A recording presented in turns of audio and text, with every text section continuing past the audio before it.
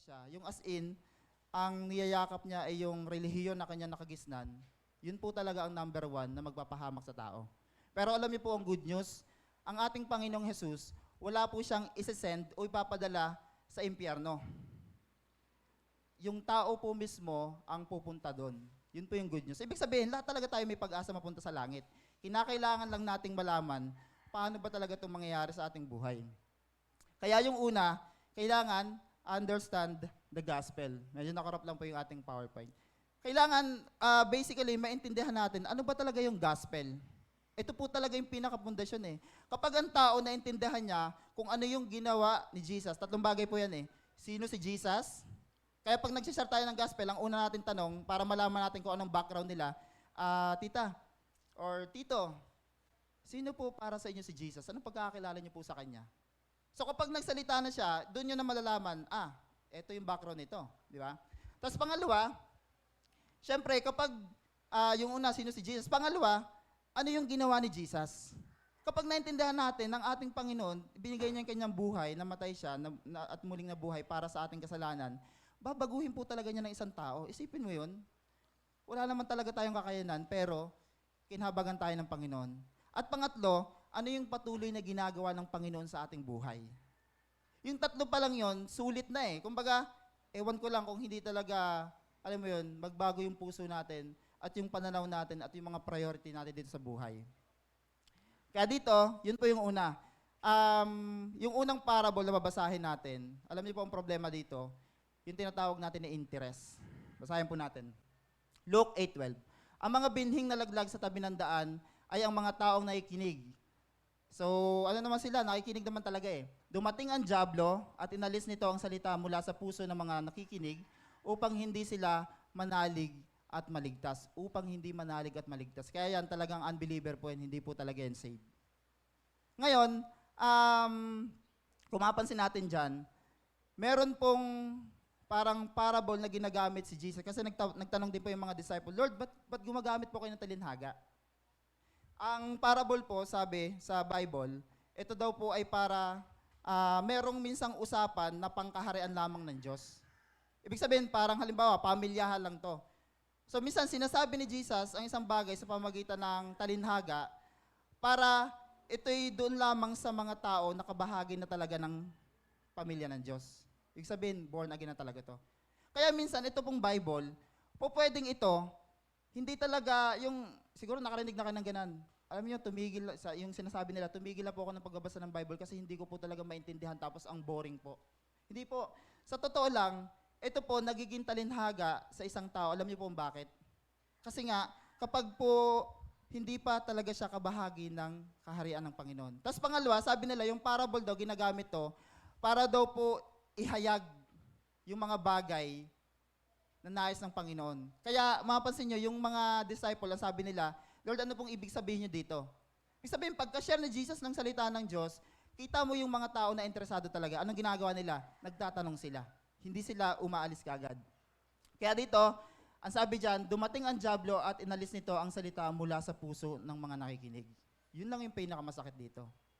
Kasi, ang bagay po ito sa totoo lang, meron po tayong kakayanan na i-protect yung salita ng Diyos. Ibig sabihin, nasa sa atin po talaga ito. The moment na narinig natin yung gospel, yung mabuting balita ng kaligtasan, ito po dapat iniingatan natin sa ating puso, tinitreasure natin.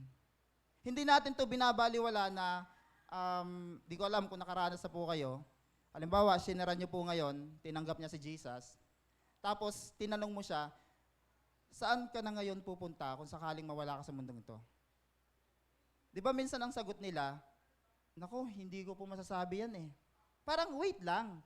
Bago po kayo tumanggap kay Jesus, in-explain natin, kapag kayo nanampalataya, meron po kayong kaligtasan sa langit.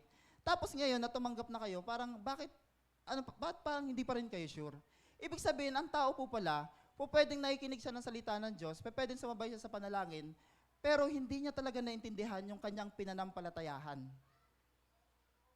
Kaya sobrang importante, bago po natin sila patanggapin sa Panginoon, ipaliwalag po natin ng maigi talaga. I mean, Holy Spirit yung gumagawa niyan. Pero yun talaga, kailangan maintindihan nila. Kaya minsan, halimbawa, 1 taon ng Bible study, 2 taon na, matagal ng Bible study, Pero hindi natin makitaan ang bunga kasi nga ang problema, yung ginawa nilang desisyon na pananampalataya kay Jesus, maaaring hindi talaga nila naintindihan. So yun yung unang problema. Ang tanong, bakit hindi po naintindihan? Kasi nga, tignan niyo po, ang maganda sa Matthew 13, mas nag-i-specific po yung paliwanag. Kapag ang isang tao ay nakikinig ng mensahe tungkol sa paghahari ng Diyos, ngunit hindi naman iyon inuunawa. Yun ang problema. Hindi niya inuunawa. Ibig sabihin, ito yung mga klase ng tao, walang pag-iintindi sa buhay. Di ba? Siya ay katulad ng binhing nalaglag sa daan, dumarating ang masama at agad inaalis sa kanyang isip ang mensaheng kanyang napakinggan. Kaya, ang diablo po, ang kaaway, yung bawat tao na pinupuntahan natin, share natin tungkol kay Jesus, ang kaaway po, nakaabang kaagad yan.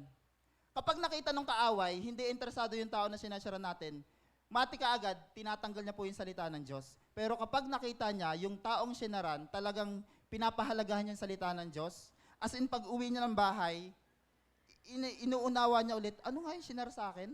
O bago siya tumanggap, marami siyang tanong, wait lang, kapag tinanggap ko si Jesus, ano nga mangyayari sa atin? Ano nga ibig sabihin ng pananampalataya? Alam niyo yung mga ganong klase ng tao, yan yung hindi makakuha ni Satanas yung salita ng Diyos na natanim sa kanya.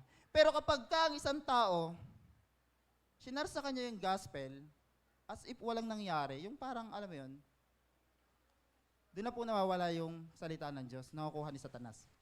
Kaya dito, huwag mong kaligtaang basahin ang aklat ng kautusan, pagbulay-bulayin mo iyon. Okay, bagaman ang pinag-uusapan dyan, syempre si Joshua ay maglilid na. Pero ito magandang pag-alala na ganun pala ka-importante, pinagbubulay-bulayin natin yung salita ng Diyos. Kasi the more na binabasa natin ang salita ng Diyos, ito po ang good news.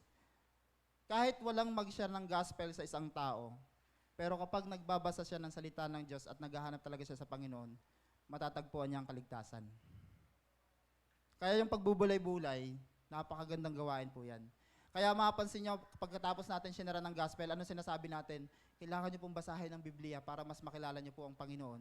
At kung sakali yung time na yun, hindi talaga sila nanampalataya pa, eventually, sa kababasa po nila ng Bible, maintindihan nila at mananampalataya din sila sa wakas.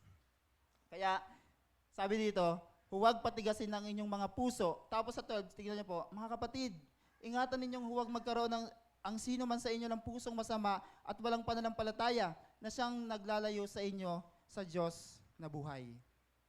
Di ba? Kung mayroon naman pong pinakamasamang puso o pinakamasamang tao sa daigdig na ito, wala na pong iba kundi yung mga tao na nireject si Jesus. Yung hindi nanampalataya. Sipin nyo yung ginawa niya sa cross, tapos parang ganun-ganun lang.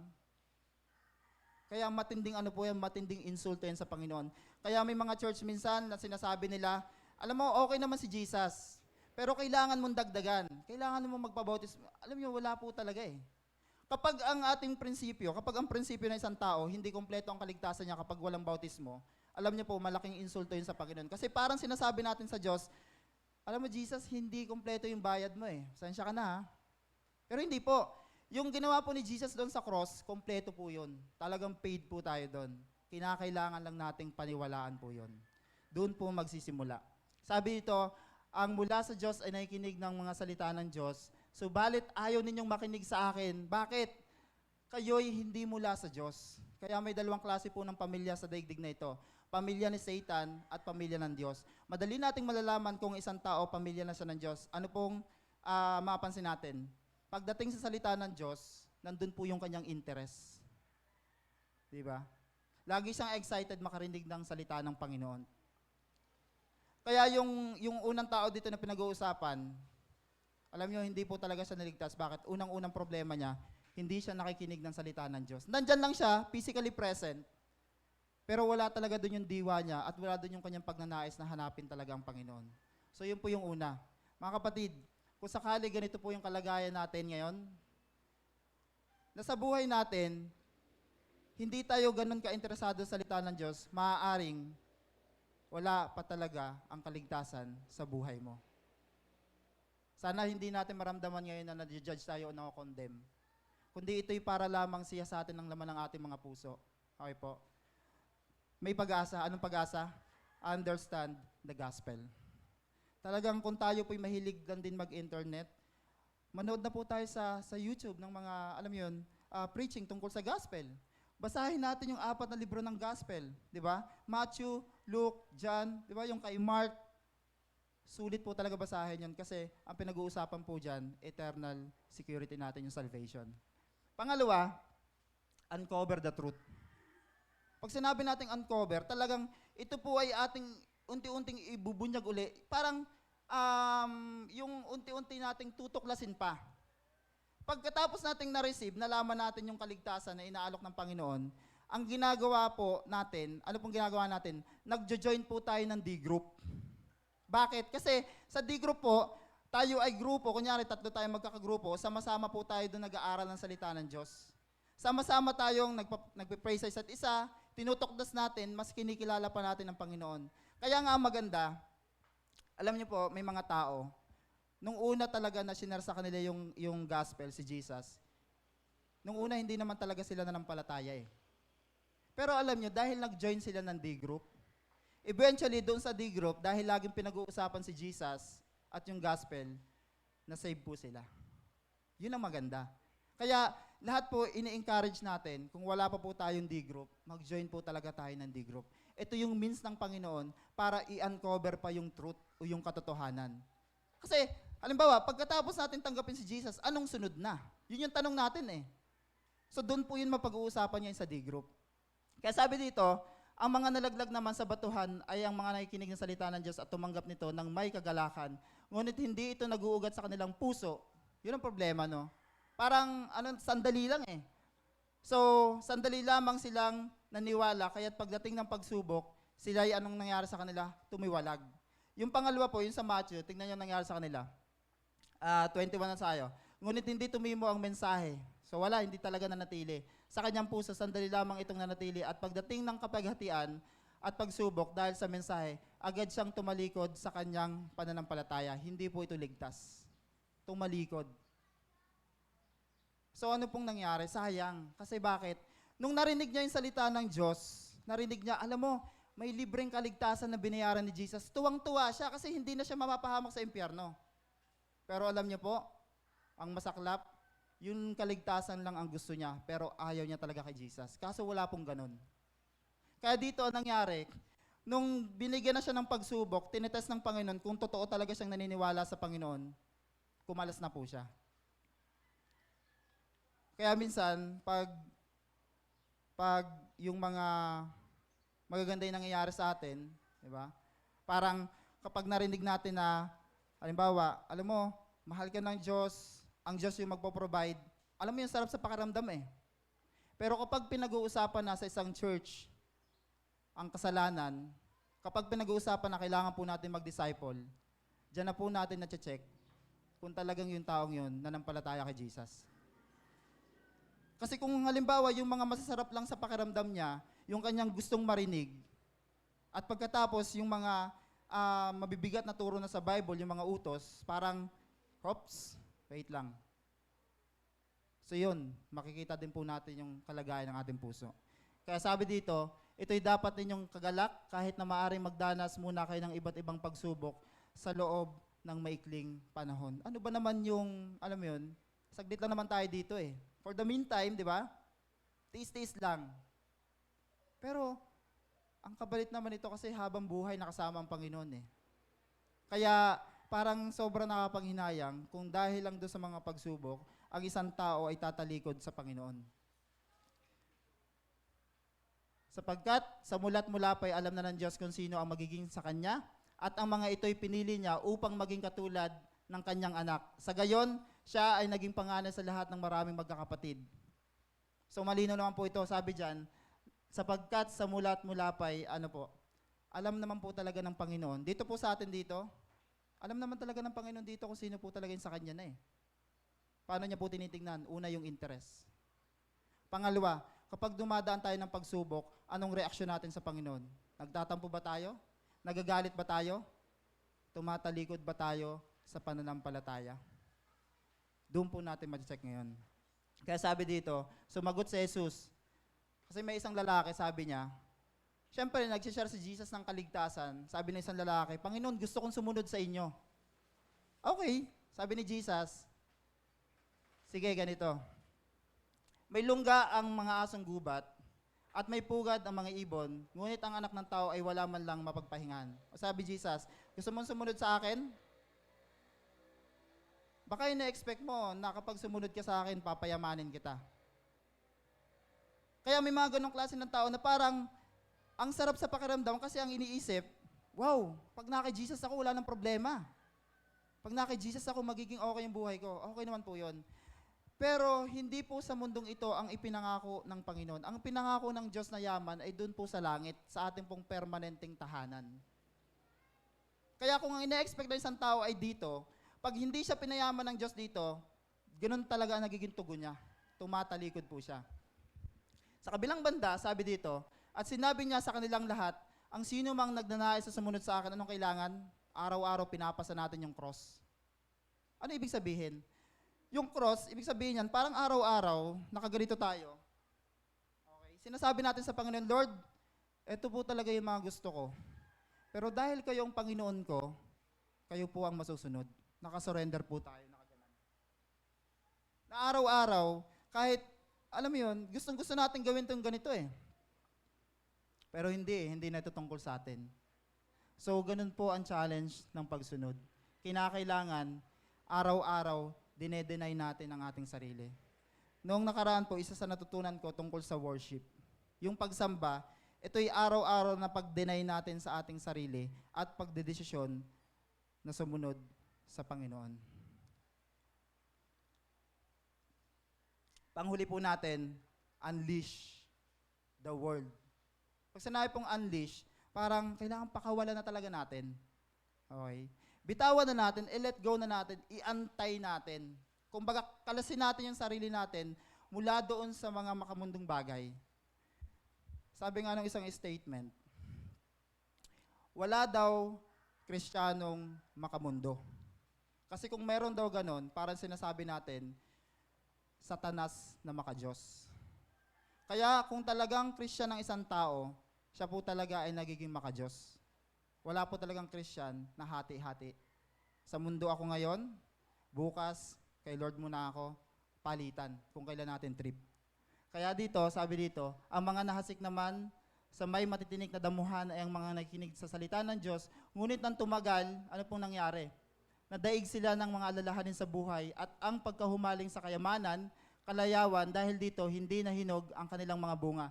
Dito sa una, sabi hindi nahinog. Pero tignan niyo po yung pangalawa sa Matthew. Sabi dyan, ang ginamit dyan, nawalan ng puwang sa kanilang puso ang mensahe at hindi ito nagkaroon ng bunga. Kaya hindi rin po ito ligtas. Kung walang bunga sa buhay ng isang tao, malamang sa malamang talaga, wala siyang Kristo. Ano pong mga bunga? Nandito din po yan sa Bible. Nagkakaroon po ba tayo? Kamusta na po yung desire natin sa paghahanap sa Diyos? Kamusta po yung desire natin na magbasa ng salita ng Diyos? Manalangin. I-share si Jesus sa ibang tao. Kamusta po yung desire natin patungkol sa mga spiritual na bagay? Tayo po ba habang tumatagal ay nagiging kawangis na ng Panginoon? Yun po yung mga bunga na inaasahan sa atin. Kaya sabi dito, walang aliping makapaglilingkod sa dalawang Panginoon kasi ang mangyayari, magiging loyal ka lang sa isa, tapos doon sa isa ay hindi. Pero anong kalaban yan? Ito po sayang, alam niyo bakit? Kasi kumbaga ito yung klase ng tao, umaattend na siya ng church. Pwedeng nagpapa-Bible study na rin siya. Alam mo yun, yung sa kanya, interesado naman talaga siya sa Panginoon. Kaso, mahal niya rin ang mundo. So, hati po talaga. Kaya itong mga alalahanin, ito po yung naging paalala eh. Kasi pinag-uusapan po dito yung mga priorities eh. Sabi dito, kaya't huwag kayong mag-alala na baka kayo kapusin sa pagkain, inumin o damit. So ang Diyos mismo natin nagsasabi, akong bahala sa iyo, ano ka ba? Binigay ko nga sa iyo yung anak ko, si Jesus Christ. Yan pa bang hindi ko mabigay sa iyo? Pero alam niyo po, sabi dito, huwag kayong magmukhang pera. Huwag niyo naman tingnan yung katabi niyo. Okay? At masiyahan na kayo sa anumang nasa inyo. Sapagkat sinabi ng Diyos, hindi kita iiwan, wow, hindi kita paabayaan man. Diba? Sino ba namang tao ang hindi may in love kay Jesus? Tignan nyo kung gaano siya katindi magmahal. Hindi ka iiwan, hindi ka paabayaan, tanggap lagi ng Panginoon. Kaya naman, ngunit higit sa lahat ay bigyang halaga ninyo ang kaharian ng Diyos at ang pamumuhay ng ayon sa kanyang kalooban at ibibigay niya sa inyo ang lahat ng mga ito. Wow, di ba? Meron po akong tanong, kasi dito ang pinag-uusapan natin, kapag ang isang tao, sinasabi niya na Christian siya, pero yung priority niya, hindi ang Panginoon, peke po talaga yon. So meron po akong seryosong tanong na nangangailangan ng seryosong sagot. Kaya ako po'y kukuha ng seryosong tao. Okay po ba yan? Ate Grace, Largo. Meron akong tanong. Okay. Ano yung square root of... Nakalimutan ko eh. Hindi. Dahil meron kayong Gleds. Di ba? Gleds. Si kay Jason ba nandito? Si kay Jason. Okay. At meron Jareds. Si Ate Grace, dahil Gleds sila, ang kanyang attention, ang kanyang priority, saan? Sa Jareds o sa Gleds? Sa? Sumagot ka. Saan? Sa? Sa Gleds. Yan, sa Gleds. Alam niyo po ang gandang illustration. Alam mo bakit? Madali po nating malalaman kung ang isang tao ay kabilang na sa kaharian ng Diyos. Paano po? Ang kanya pong priority, yung kaharian na ng Panginoon. Bakit? Kasi hindi niya nakahiraan tong mundo eh. Sa isang banda, once upon a time sa buhay natin, nung tayo hindi pa nakakilala sa Panginoon, lahat ng bagay sa mundo to, habol tayo ng habol. Alam niyo, maganda po yung trabaho, maganda yung pag-aaral, pero ang pinagkaiba lang, kapag ang isang tao naging Christian na, yung pag-aaral at trabaho niya, ginagamit niya na rin yon para palawakin ang kaharian ng Diyos. Bakit? Kasi nalipat na tayo sa kanyang kaharian, hindi na tayo taga-mundo. Kaya hindi na natin inaalala kung ano yung mga bagay na pangmundo. Anong inaalala na natin? Yung mga bagay na panlangit. Kaya nga natutuwa po ako. Example, taas kami ng mga teacher dito, teacher sa school. Ayun, ang dami, di ba? May isa. Yung isa nag-deny na eh, resign na ata. Okay, isipin niyo po ito kung gaano ito nakakatuwa ha. Isang araw, kunyari, ito na lang si Kuya Jerome tsaka si Fred. Magugulat sila pagdating nila sa langit, lahat ng simula na naging estudyante nila, naging co-teacher nila, kasama din nila doon. Bakit? Kasi isinare nila sa Jesus, tapos yung mga estudyante at yung mga co-teacher nila, nanampalataya naman. Tapos hindi lang yon. Pati yung pamilya nung estudyante nila at yung pamilya nung teacher, nung kakao-teacher nila, nandun din. Bakit? Yung mga estudyante, isinare naman sa kanilang pamilya, yung tungkol kay Jesus. Ang tanong ngayon, bakit ganun yung ginagawa ni Fred at saka ni Kuya Jerome? Kasi sila po ay nasa kaharian na ng Diyos. Kaya ang priority na nila, Lord, etong profession ko, paano ko ito gagamitin para yung kaharian mo ay lumaganap? Kasi ang kaharian po ng Diyos, tayong mga tao na pinaghaharian niya, yung mga tumanggap kay Jesus. Ang kaharian ng Diyos, hindi po ito tumutukoy sa langit. Kingdom din po ang tawag doon. Pero kaya nga sila sinabing kingdom, merong king, meron siyang pinamamahalaan. Tayo po yung mga tao. Kaya kung nagtatrabaho ka ngayon sa isang kumpanya, magugulat ka, kahit minsan ayaw mo yung boss mo, magugulat ka nasa langit siya. Bakit? Shinare mo si Jesus at nanampalataya naman siya. Sarap po isipin ng ganon. Kaya ang ganda pong illustration, ganito pala yon. Once na malipat tayo mula sa mundong ito, tinanggap natin si Jesus, ang nagiging concern na natin tungkol sa kaharian ng Panginoon. Pati mga estudyante, di ba? Magugulat kayo, simula kaklase nyo ng grade 1, na pinuntahan nyo, simula nung nakilala nyo si Jesus, inisa-isa nyo, magugulat kayo, nasa langit din sila. Kasi sinare si Jesus, tapos nanampalataya naman sila. Di ba ang amazing? Kaya alam nyo, one day, sa totoo lang, for the meantime, ganito lang tayo. Pero isang araw, mga susunod na taon, alam nyo, ibibless pa tayo ng Panginoon ng lugar. Bakit? Pupunuin niya ang lugar na ito ng mga tao na ililipat niya sa kanyang kaharian. Bakit? Bawat isa sa atin, sigurado, paglabas natin mamaya, dala-dala natin yung hamon. Anong hamon? I-share natin si Jesus sa bawat tao na makikita natin. Lalo na yung ating pamilya. Kaya ngayon, sabi dito, examine your heart. Kahapon, nung para magsusundo po ako sa may Ignite, sa may Pamabalanoy po. May nakita ko dyan sa may yung katubiganan, tapat ng Kalbasahan. Medyo malayo pa eh. Kainitan talagang naglalakad siya babae, namumula-mula na yung niya, yung mukha niya eh. Tapos nakalutang yung uso niya, kulay pula din eh. Tapos tinanong ko, sabi ko, ayun niya talaga sumakay kasi nga babae eh. Sabi ko, ano po bang ginagawa? Nagbebenta daw siya ng ballpen na may pambura, yung nai-erase. Sabi ko, sige na po, sakay na po kayo. Hanggang sa napilit din naman sumakay. Tapos nagulat siya, sabi niya, meron din po akong iaalok sa inyo. Sabi na ko, kaya pala pinipilit mo. Sabi ko, hindi. Alam niyo po yung ballpen niyo, nakakabura ng mali. Eto matindi. Si Jesus po, nakakabura ng kasalanan. Tinanggap si Jesus, sumabay siya sa panalangin, pero yun nga, hindi din natin alam pa eh. So kahapon naman, yung doon sa may kalbasahan, meron silang bisita na babae, parang pinsan nila. Medyo may, ang term nila ay may, ayokong gamitin tong word na to, may ano daw, medyo may something, sabi nilang ganun. Pero alam nyo, nung tinanong ko siya, sabi ko, may nakapag-share na ba sa'yo tungkol kay Jesus? Sabi niya, wala pa. Wala pa po. Alam nyo, ibang-iba po yung tugon ng mga tao na first time nilang narinig yung tungkol kay Jesus. Sobrang, yun nga, galak na galak siya. Pero again, hindi po doon talaga nagtatapos. So, ang relasyon po sa Panginoon, ito po yung isang commitment na tuloy-tuloy. Kaya ang sabi po dito, ito na po yung last verse natin. Dalawa pala yan. At ang katulad naman ng binhing nasik sa matabang lupa ay ang mga taong dumirinig, umuunawang mabuti sa mensahe. Kaya't ito ay namumunga ng sagana, may tig 100, may tig 30. Ito yung puso po na ating hinahangad. Itong pusong ito, shoot po talaga ito sa kaharian ng Diyos. Ito yung mga klase ng tao na talagang kita mo talaga, sila ay na-born again na. Christian na po sila. Ano pong sinabi dyan? Yan. Ang mga nasik, ano sabi dyan? Nakikinig ng salita ng Diyos. O di ba? Inulit-uli yung problema ng una. At nag-iingat nito sa kanilang puso. Tapat at malinis at sila'y namumunga dahil sa pagtsatsaga. So meron po talagang bunga.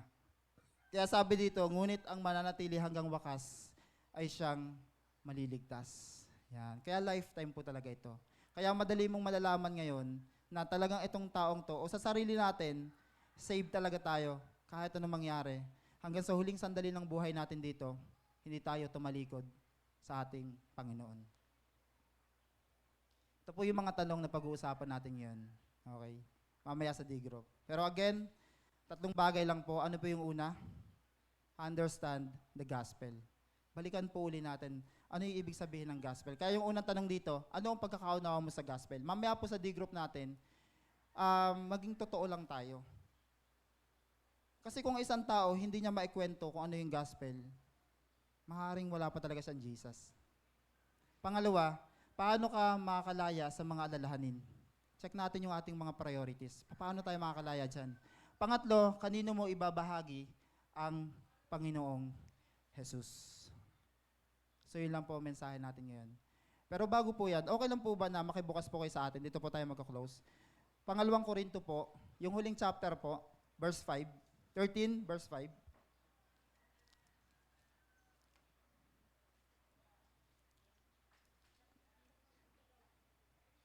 May 13 ba? Meron. 13 verse 5. Mag-aas lang po ako ng isang babasa po.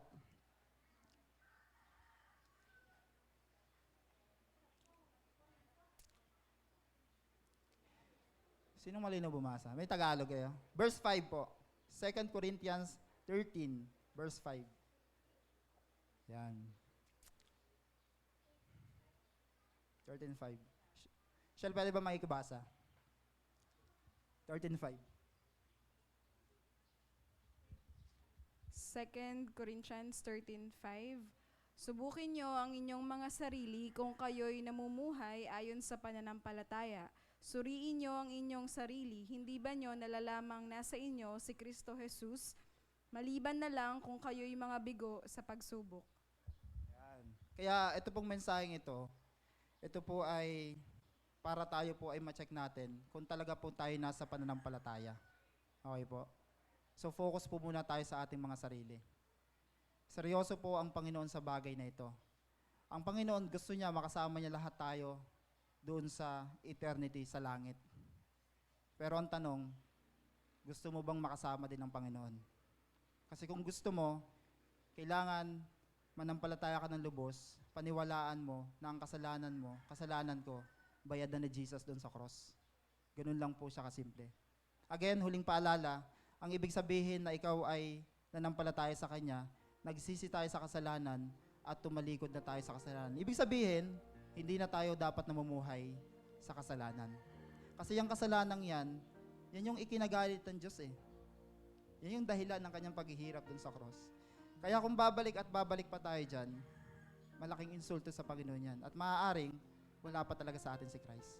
Pwede po ba tayong tumayo? Tayo po yung manalangin. Tayo po yung muko tumikit. Bigay galang po tayo sa ating Panginoon. Amin Diyos, maraming salamat po na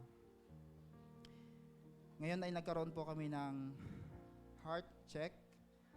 Nakita namin yung kalagayan namin. Nakita namin na kamusta yung interest namin sa yung word. Nakita namin na kamusta kami kapag mayroong pagsubok. Nakita namin, Lord, na kamusta kami sa mga bagay na nasa sanlibutan ito. Yun pa rin po ba yung priority namin? At salamat na mayroong good news. Salamat, Panginoon, na talagang meron talagang tao na maliligtas. At yun po yung mga nanampalataya sa inyo. Kung sakali lang po sa ating dito ay meron pong hindi sure sa kanyang kaligtasan, kapatid, kung hindi ka sure na kapag nawala ka sa mundong ito, ay mapupunta ka sa langit, pwede mong ipahayag ngayon ang iyong pananampalataya. Pwede kang sumabay sa panalangin, gawin mo ng buong puso, sabihin mo sa Panginoon, Panginoong Jesus, lumalapit po ako sa inyo. Inaamin ko po na wala akong kakayanan na iligtas ang aking sarili. Naniniwala po ako na sapat ang ginawang kabayaran ng Panginoong Jesus dun sa cross. At yun po yung tinatanggap ko. Naniniwala po isang araw makakasama ko kayo sa langit, hindi dahil mabuting tao ako, kundi dahil nananampalataya ako sa inyong anak na sa Jesus. Sa kabuuan naman po, mga kapatid, sulit ang pananampalataya na ginawa natin sa Panginoon.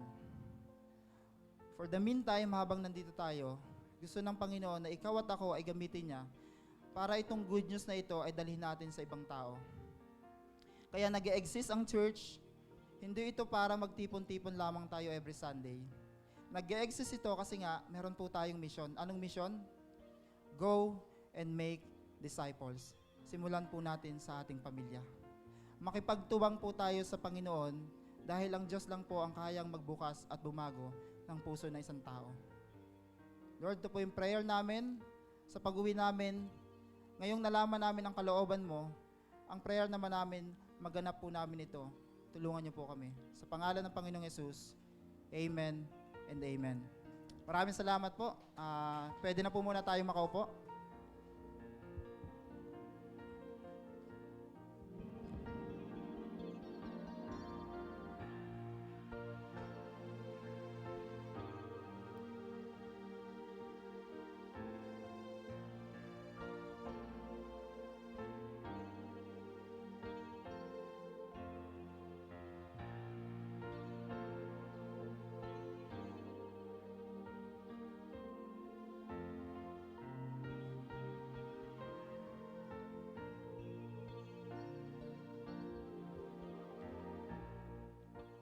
Salamat po sa Panginoon sa ating narinig na kanyang mga salita. Ngayon naman po ay dadako tayo sa pagbibigay.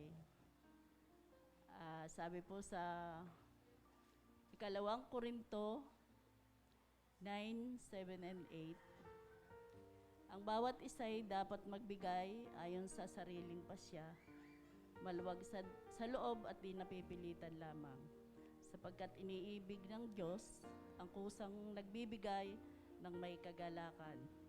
Magagawa ng Diyos na pasaganain kayo sa lahat ng bagay at higit pa sa inyong pangangailangan upang may magamit kayo sa pagkakawang gawa. Tayo po'y manalangin. Panginoon Diyos, maraming salamat po sa patuloy na pagbibigay nyo ng mga biyaya at pagpapala sa aming mga buhay. Salamat po, di niyo po kami pinababayaan. Palagi po nariyan kayo, Panginoon, upang bigyan kami ng masaganang pagpapala. At ngayon po ay magbabalik kami sa inyo ng pasasalamat sa pamamagitan po ng aming mga ikapo. ng may kagalakan at maluwag sa aming mga puso. Pagpalain niyo po nawa, Panginoon, ang mga ikapo namin ito upang ito po'y patuloy pang magamit sa ikaluluwalhati ng inyong kaharian. Salamat po at patuloy na kami inyong pinagpapala. Hindi niyo po kami pinababayaan, O Panginoon Diyos. Ang lahat po ng ito ay aming idinadalangin at ipinagpapasalamat sa pangalan po ng Panginoong Hesus. Amen. Pwede na po tayong magbigay.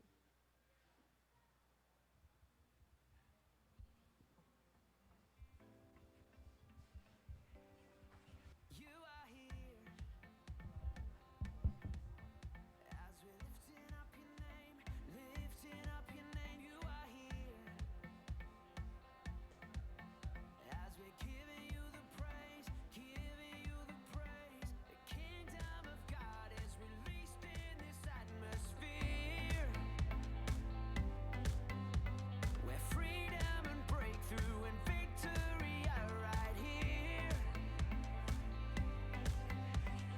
Where you are is where I wanna be, in your presence. There's no place that I would rather be, 'cause with you, Jesus, it's heaven on earth. You are here as we all agree, your power is released. You are here as your spirit falls, there are miracles. The kingdom of God is released in this atmosphere, where freedom and breakthrough and victory are right here.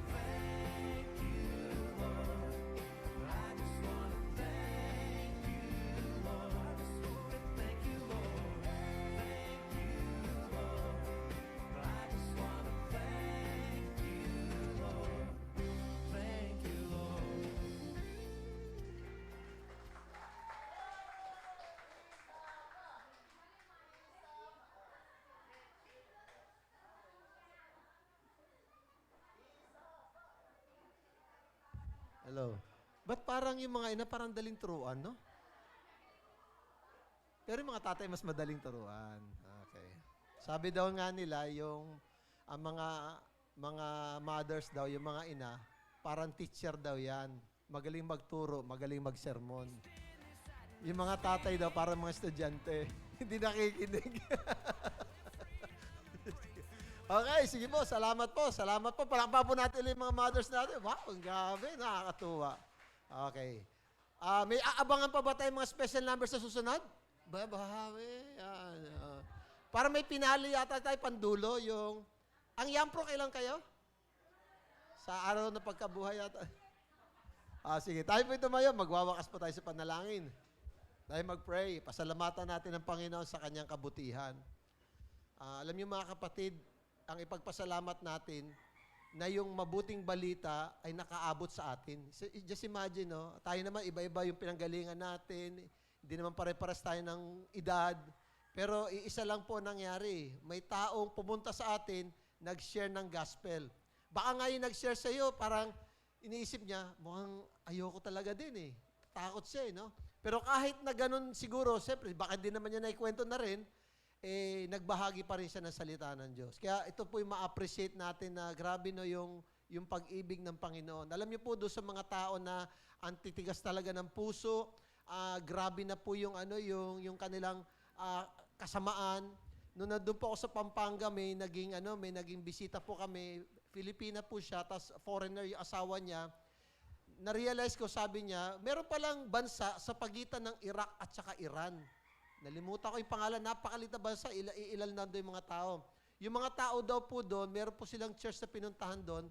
Halos yung mga umaattend doon ng mga local, yung mga jihadis. Yung talaga sila. Pero alam nyo, sabi ng kwento nila, sila daw po ay nakakilala sa Panginoon dahil mismo na si Jesus ang nag-share sa kanila sa kanilang panaginip. May tao ba ganon sa Bible na si Jesus na nag-share? Sino? I guess si Pablo. Kasi sobrang tigas ng puso na niya eh. Ibig sabihin, kung tayo po ay gagamitin ng Diyos ibang tao, ikaw, ibig sabihin yung taong yon, hindi pa matigas ang puso, hindi pa kumpara sa, di ba? Ibig sabihin tayo pa eh. Kasi kung talagang, sabi ni Jesus, kung max na talaga yan, maximum na talaga, akong bahala dyan. Ibig sabihin, ikaw ang gagamitin. Ibig sabihin, malaki pang opportunity. Amen po ba mga kapatid?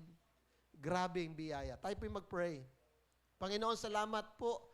Tunay na ito pong balita ay mabuti, magandang balita, Panginoon, at nakatutuwang balita na may pag-ibig, mayroong habag, mayroong pong malasakit ang aming Panginoon na naging tagapagligtas po namin. Ibinigay ang kanyang buhay para, Panginoon, kami po ay iligtas sa kaparusahan at kapahamakan ng kasalanan.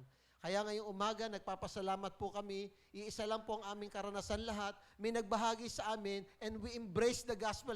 Niyakap po namin ang iyong mabuting balita at naunawaan namin na tanging si Jesus po ang paraan para mapatawad ang aming kasalanan. And Lord, sa umagang ito, kami po ay nagpapasalamat doon sa mga taong nag-pray, mga nag-invest ng oras, Panginoon, sa aming buhay, nagturo, Panginoon, nagtiyaga, Panginoon, sa amin, O God. At ito, Lord, kahit papano nagkakaroon na ng resulta at bunga, Panginoon, ang mga instrumentong ginamit niyo po sa aming buhay. Sa umagang ito, Panginoon, binabalik namin na mataas sa papuri at sinikap po namin, Panginoon, ngayong umaga na talagang Lord, yung matuwa ka, malugod ka, Panginoon, dahil itinanghal ka namin, itinaas ka namin ngayong umaga. Sa gayon din, Panginoon, aking hinihiling naman na igawad naman, Panginoon, ninyo ang kapayapaan, ang proteksyon, ang provision, Panginoon, sa bawat anak nyo na nadito, Panginoon Diyos o God. Kagalingan, Panginoon, doon sa mga may karamdaman. Si Ate Banji, amin pong itinataas po siya. Kayo po ang magpagaling po sa kanyang karamdaman. Maging doon po sa iba, Lord, na may karamdaman din, kayo po ang mag-abot sa kanila, Panginoon, at pagalingin niyo sila, Panginoon Diyos. Hindi lang sa physical na karamdaman, maging sa mga hindi pagkakaunawaan, Panginoon, abutin niyo po ang bawat pamilya, O God. Ito po aming dalangin sa pangalan ng Ama, ng Anak, at ng Santong Espiritu. Magsabi po tayo ng Amen. Amen. Palapan po natin ang Panginoon. Upo mo tayo para po sa ilang pagbabalita.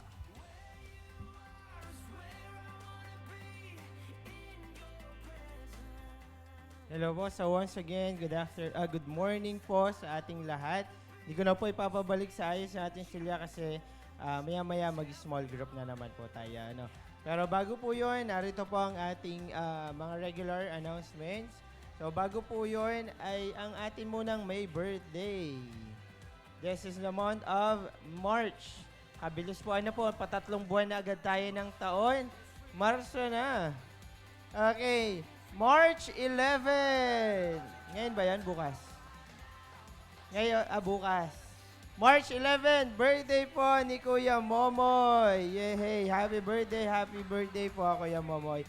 March 15, birthday naman po, ay double celebration pala ito, ni Ma'am Maggie Bautista and ni Sir Alan Gonzalez. Yes. So, paano ba yan? Ngayong week na to, medyo mag-exercise tayo. Ano? Kasi mapapalaban tayo sa kainan. Okay, happy birthday po Kuya Momoy, Ma'am Maggie, and Sir Alan. Now, punta po tayo sa atin pong mga regular announcements. So, ganun po ay patuloy pa rin po na kinokondak ang ating mga prayer meetings. Tuesday po, 4:30 p.m. dito po sa TMIT Past Church. Wednesday, 4:30 p.m. naman din po ay sa St. Vincent Phase 2 dito po sa may Bantilan. Then Thursday po, 4:30 p.m. dito po sa may Sitio Calabasahan, dito po sa may tapat. Doon po sa may medyo nasementado ng road widened na kalsada po natin. And also online prayer fellowship every Friday 7 p.m. via Messenger group. So kung kayo po ay vacant po ng mga araw at mga oras na ito, we encourage you to join ang mga kapatid po natin sa pananalangin. And also, meron din po tayong overnight prayer meeting. Ito naman po ay every last Friday ginaganap. Dito po sa church, yun po ginaganap. So kung free po kayo, yun po ay, if I'm not mistaken, 10 p.m. Pastor po, hanggang overnight na po, umaga na. Then we have our Mother's Fellowship, first Sunday of the month.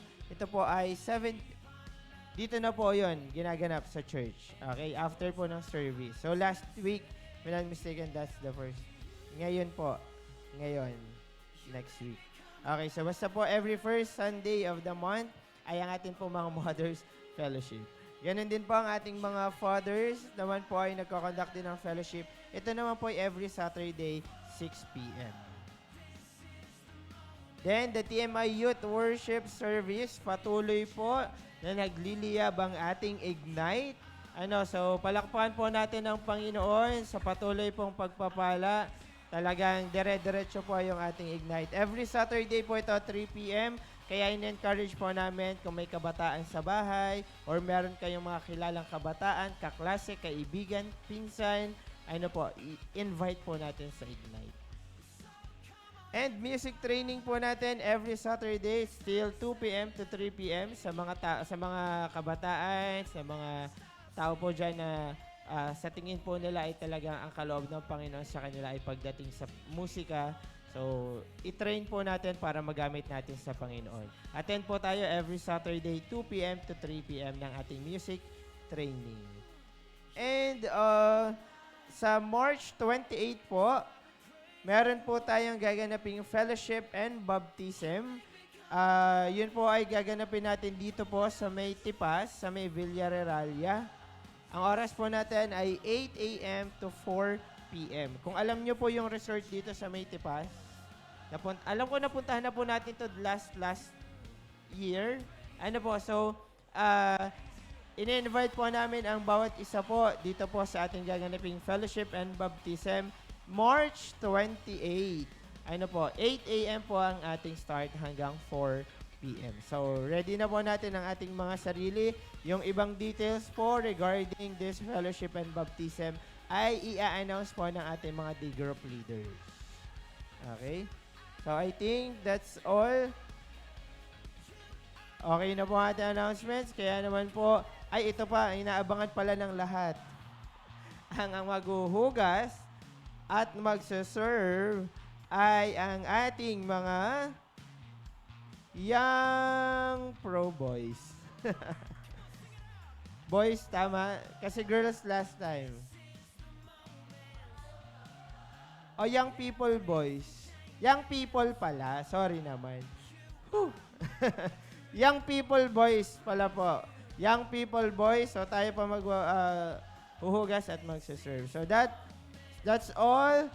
Muli po, magandang umaga. To God be the highest glory. Pwede na po tayo pumunta sa ating small groups. Thank you po. God bless everyone. Sige po, pwede na po tayo pumunta sa ating mga small groups. Ang ating young people boys, pwede na po tayong mag-serve.